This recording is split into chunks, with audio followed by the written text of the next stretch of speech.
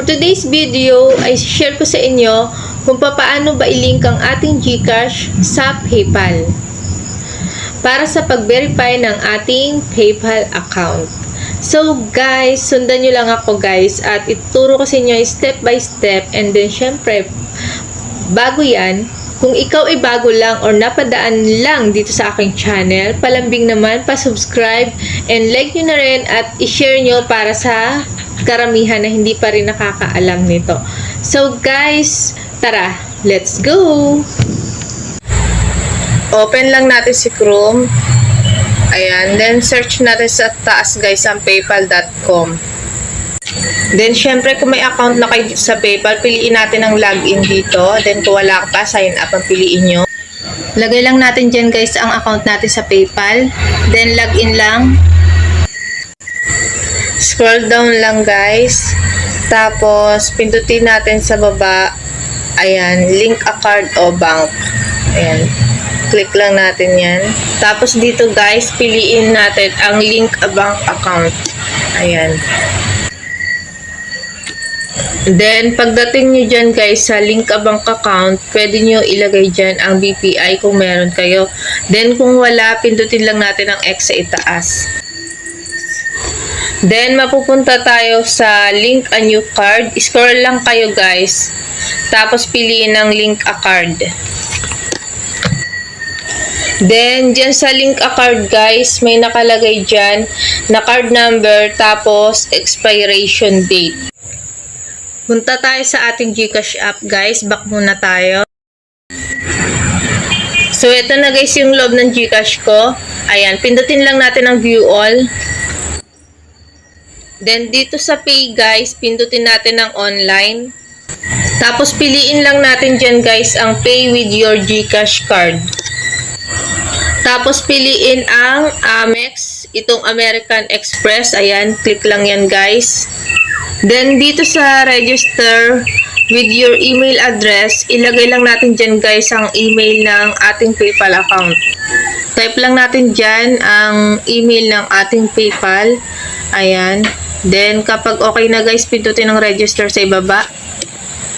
Then, pagka-pindot nyo guys ng register, may lalabas na ganyan. American Express Virtual Pay Activation Successful. Then, back lang tayo guys. Balik tayo sa Amex. Ayan, pindutin lang yan. Then, kung makikita nyo guys, meron na tayong card dyan. Ayan, pero wait lang tayo kasi process pa siya. Pindutin lang natin ang okay guys. So, ayan guys, kung nakikita nyo, process pa siya. Magno-notify yan sa atin sa cellphone number natin. Ayan, kapag yan ay okay na. So, ayan guys, you successfully registered to GCash American Express Virtual Pay. You can now view the card details in GCash app. Please make sure you fund your GCash wallet before purchasing online. Thank you. Then, kapag ganyan na guys, successful na yung pag-register natin, okay na yan. Then, may marireceive pa tayong isa. Kailangan kasi may laman yung ating GCash app. Ayan guys. Then, may marireceive tayong ganito. So, ayan guys, yung sinasabi ko, kasi kailangan may laman talaga yung GCash natin dito kasi may kinakaltas siya at ayan, nakalagay nga dyan yung halaga niya. Pero pagkatapos guys niyan, ibinabalik din naman siya sa atin. So, ayan guys, yung patunay na ibinalik din sa atin yung kinaltas sa atin. Ayan guys, so, we have credited back. So, pagkatapos ma-process guys, andyan na yung inyong card number. Tapos yung expiry date, tapos yung pangalan nyo, nasa baba na rin ng card. Then, hold lang natin to guys, tong card number, para makopy natin. Then, kapag nakopy na, balik na tayo sa ating PayPal. Then, i-paste lang natin dyan guys yung card number ng ating GCash Virtual. Ayan, paste lang natin siya dito guys. Then, sunod guys, punta naman tayo ulit sa ating GCash card at tingnan natin kung ano yung expiry date doon kasi lalagay natin siya dito.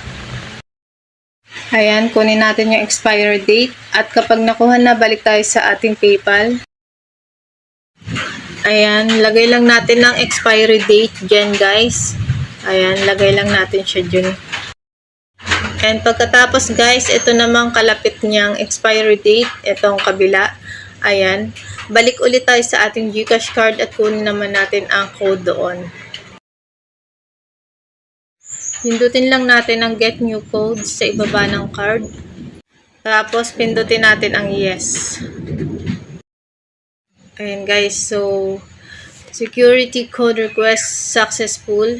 Ayan, then kunin lang natin yung nag-text na code. Ayan guys, copy lang natin yung code natin dyan.